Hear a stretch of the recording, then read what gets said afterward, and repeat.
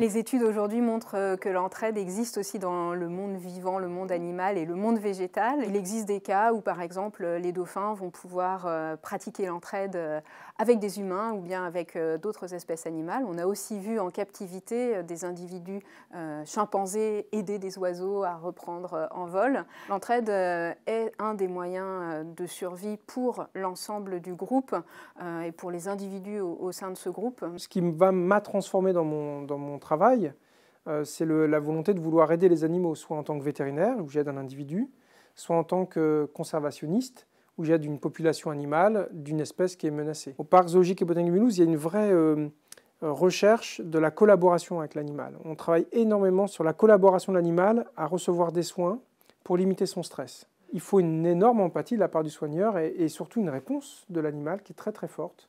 Lorsque les arbres se mettent ensemble pour constituer des forêts, on observe quelque chose de très intéressant, c'est comme la mise en place d'une intelligence collective. On sait que c'est inspirant, c'est pour ça qu'on va en forêt lorsqu'on est stressé, lorsqu'il fait trop chaud, lorsqu'on a besoin de revenir à soi. Et maintenant, en étudiant pourquoi cette interaction positive entre la forêt, entre l'arbre et l'homme, on réalise que c'est aussi en partie grâce à cette intelligence qui est effective en fait, ce n'est pas une vue de l'esprit. C'est là qu'on est aussi encouragé à devenir solidaire entre humains. L'archéologie funéraire, l'anthropologie nous montrent comment, dès qu'il y a groupe humain, il y a soin à la personne vulnérable, quelle que soit l'origine de cette fragilité. Et on peut faire le récit de la personne telle qu'elle a été prise en charge après son long chemin de vie par son groupe d'appartenance.